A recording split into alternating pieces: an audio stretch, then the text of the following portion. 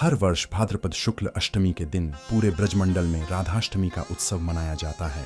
यह वही दिन है जब प्रेम ने पहली बार इस धरती पर अवतरण लिया था।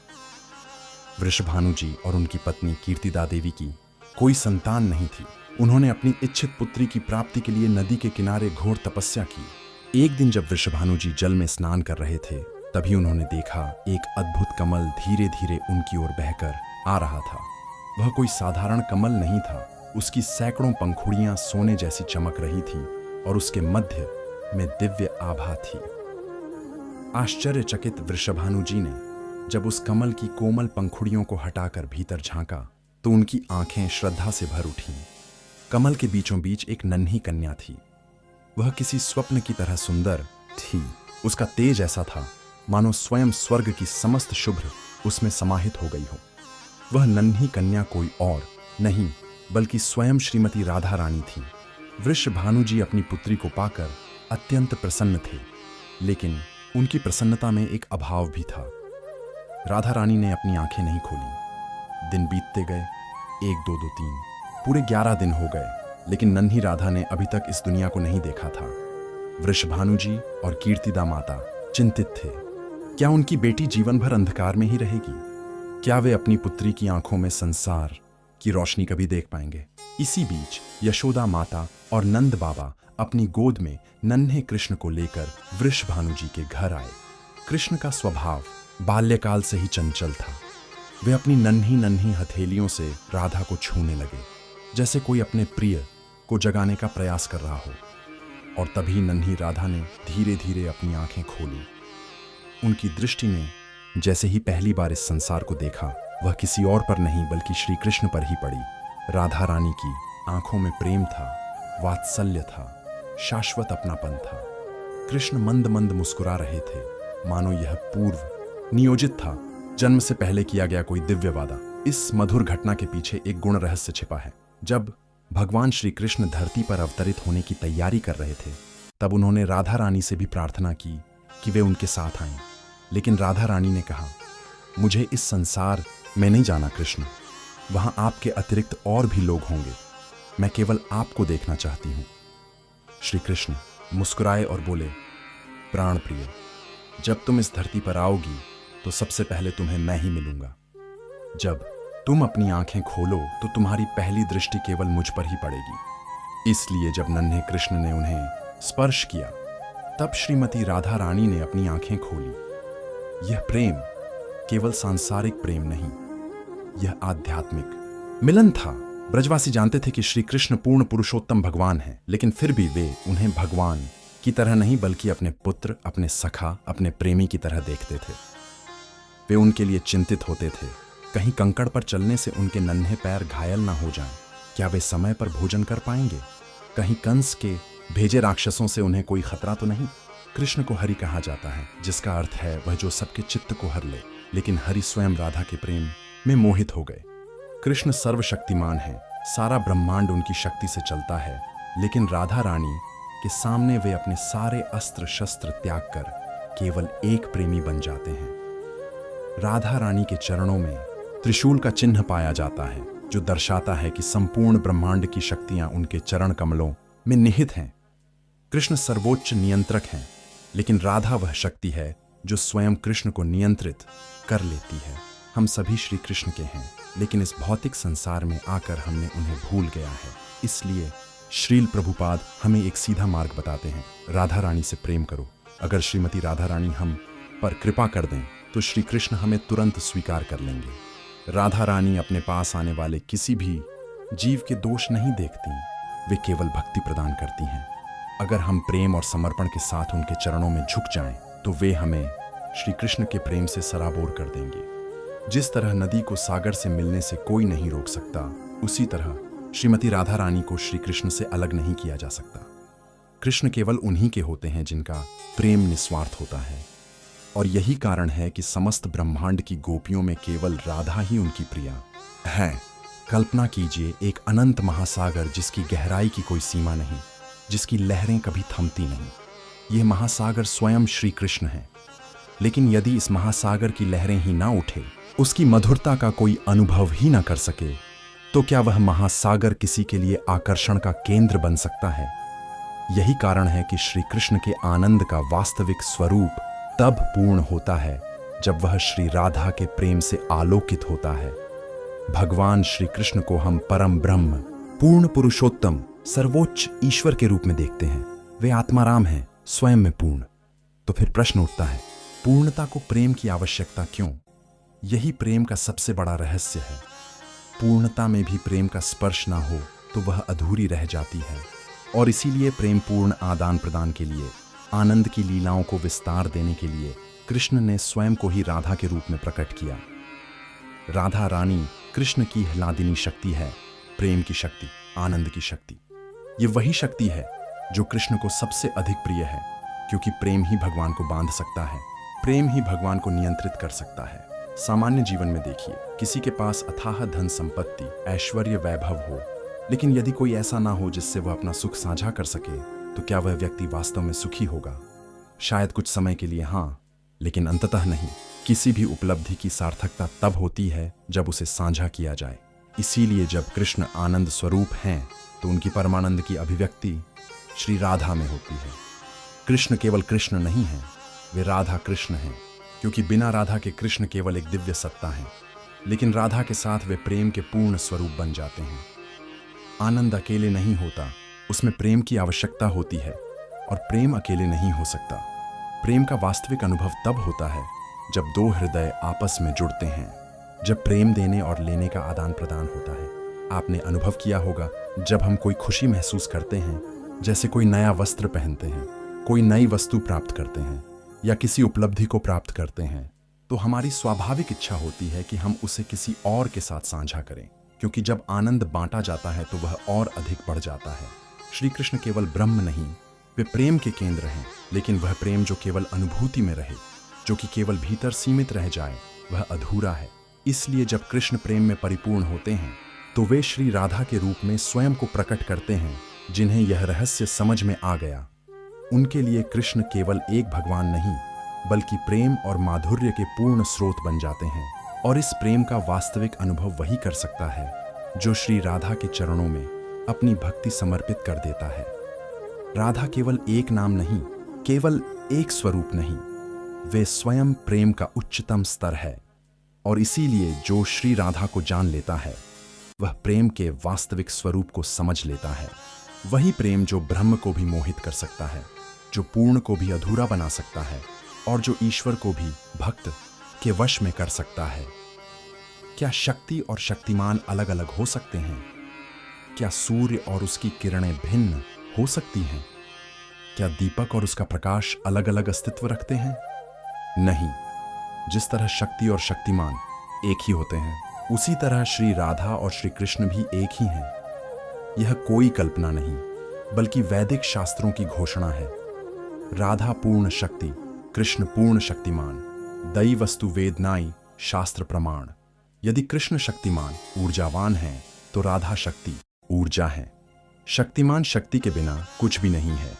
जैसे कोई बल्ब हो, लेकिन उसमें प्रकाश ना हो, तो उसका होना ना होने के बराबर है।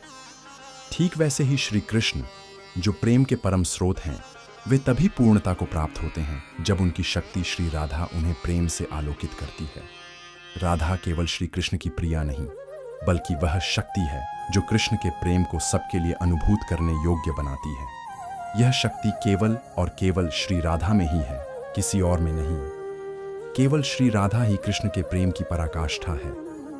इस रहस्य को समझने के लिए हम इसे भौतिक दृष्टिकोण से देख सकते हैं। एक पत्नी अपने पति को स्नेह, प्रेम और देखभाल से नियंत्रित कर लेती है।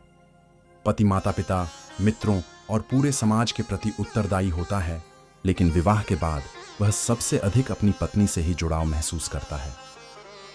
यही कारण है कि कृष्ण पूरी तरह से श्रीमती राधा रानी के प्रेम पूर्ण नियंत्रण में है। उनका प्रेम इतना गहन है कि स्वयं श्री कृष्ण भी उसके वशीभूत हो जाते हैं। कृष्ण की शक्ति 3 प्रकार की होती है। अंतरंग शक्ति, आंतरिक आध्यात्मिक अभिव्यक्ति, यही स्वयं श्री राधा है। बहिरंग शक्ति, भौतिक जगत की सृजनात्मक ऊर्जा। तटस्थ शक्ति, समस्त जीवात्माएं, मनुष्य, पशु आदि। लेकिन यहां हम केवल अंतरंग शक्ति की चर्चा करेंगे, क्योंकि यही कृष्ण के प्रेम और माधुर्य का मूल स्रोत है। अंतरंग शक्ति के 3 प्रकार।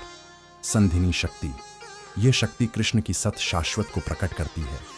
ईश्वर परम कृष्ण, सच्चिदानंद विग्रह, कृष्ण सच्चिदानंद स्वरूप हैं, सत शाश्वत, चित्त ज्ञान से पूर्ण और आनंद मानंदमय। कृष्ण की शाश्वतता, उनकी अनंतता, उनकी अखंड सत्ता, यह सब संधिनी शक्ति की देन है। संवित शक्ति, यह शक्ति कृष्ण को यह जागरूकता देती है कि वे कौन हैं, और अपने भक्तों को भी यह ज्ञान देती है कि वे उनके अंश हैं। ह्लादिनी शक्ति, यह वह शक्ति है जो कृष्ण को आनंद प्रदान करती है, और यही शक्ति श्रीमती राधा रानी है। केवल श्री राधा के प्रेम में ही कृष्ण अपनी पूर्णता को प्राप्त करते हैं। पद्म पुराण में श्री राधा स्वयं कहती हैं, मैं रमणी हूँ और मेरी संगति में कृष्ण हमेशा रमणीय परमानंद मय रहते हैं। मेरा पुरुष रूप कृष्ण है और मुझ में और कृष्ण में कोई अंतर नहीं है। जब कृष्ण प्रेम की बात करते हैं तो वे राधा से अलग नहीं होते। जब भक्ति की बात आती है तो राधा सबसे आगे होती है। जब प्रेम का अनुभव करने की इच्छा होती है तो कृष्ण स्वयं राधा के चरणों में अपने हृदय को समर्पित कर देते हैं। श्री राधा कोई साधारण चरित्र नहीं है, वे प्रेम की पूर्णता है। श्री कृष्ण कोई साधारण ईश्वर नहीं हैं, वे प्रेम के शाश्वत स्रोत हैं। लेकिन यदि प्रेम को अभिव्यक्त करने के लिए कोई ना हो तो वह प्रेम अधूरा रह जाता है। इसलिए राधा और कृष्ण एक ही हैं। वे दो नहीं बल्कि एक ही प्रेम सत्ता के 2 पक्ष हैं, और यही प्रेम, यही माधुर्य, यही रहस्य भक्तों को श्री राधा कृष्ण की आराधना के लिए प्रेरित करता है। जो इस प्रेम को समझ लेता है उसके लिए कृष्ण केवल एक ईश्वर नहीं बल्कि हृदय हृदय के माधुर्य से परिपूर्ण प्रेम के बंधन में बंधे एक प्रियतम बन जाते हैं। परीक्षित, चक्रवर्ती, सम्राट, जिन्होंने अपने जीवन में कभी हार नहीं देखी थी, लेकिन एक भूल के कारण उन्हें आशीष रंगी के शाप से 7 दिनों के भीतर मृत्यु का आदेश मिल चुका था। अब प्रश्न यह था, यदि जीवन में केवल 7 दिन शेष हो तो क्या किया जाए? राजमहल छोड़कर, सांसारिक सुखों को त्याग कर वे गंगा के तट पर जा बैठे। वे किसी ऐसे व्यक्ति की खोज में थे जो उन्हें यह बता सके कि मृत्यु के समय क्या सुनना, क्या करना और किसका ध्यान रखना चाहिए। और तभी वहां एक दिव्य बालक प्रकट हुआ, महायोगी सुखदेव गोस्वामी। सुखदेव कोई साधारण संत नहीं थे, वे नित्य गोलोक वृंदावन से आए शुक तोते थे, श्रीमती राधा रानी के निजी तोते। उन्होंने वृंदावन के गुप्त उपवन में राधा कृष्ण की सबसे गोपनीय लीलाओं को देखा था। उन्होंने प्रेम रस का वह गुण स्वाद चखा था जिसे शब्दों में बयान नहीं किया जा सकता, और अब वे इस प्रेम रस का परिपक्व फल परीक्षित महाराज को अर्पित करने आए थे। इसीलिए श्रीमद् भागवत को प्रेम का पका हुआ फल कहा जाता है। सुखदेव गोस्वामी जब भी राधा नाम का उच्चारण करते वे कम से कम 6 महीने तक गहरे ध्यान में चले जाते। उनकी चेतना वृंदावन के दिव्य लोक में पहुंच जाती, जहां वे केवल श्री राधा कृष्ण के प्रेम में डूबे रहते। लेकिन परीक्षित महाराज के पास केवल 7 दिन थे। अगर सुखदेव गोस्वामी राधा रानी का नाम लेते और ध्यानस्थ हो जाते तो परीक्षित महाराज को श्रीमद् भागवत का ज्ञान पूरा नहीं मिल पाता। तो सुखदेव गोस्वामी ने एक दिव्य उपाय खोजा। उन्होंने राधा नाम का प्रत्यक्ष उच्चारण नहीं किया, लेकिन राधाना शब्द का प्रयोग किया। राधाना का अर्थ है पूजा करना, लेकिन इसमें छिपा हुआ था राधा नाम। ये गुण रहस्य केवल रसिक भक्तों की कृपा से हृदय में प्रकट होता है। राजा परीक्षित, जो एक समय महान सम्राट थे, अब एक विनम्र शिष्य बन चुके थे। उन्होंने अपने सिंहासन, अपने ऐश्वर्य, अपनी शक्ति सब कुछ त्याग दिया और केवल एक प्रश्न किया, जीवन का अंतिम लक्ष्य क्या है?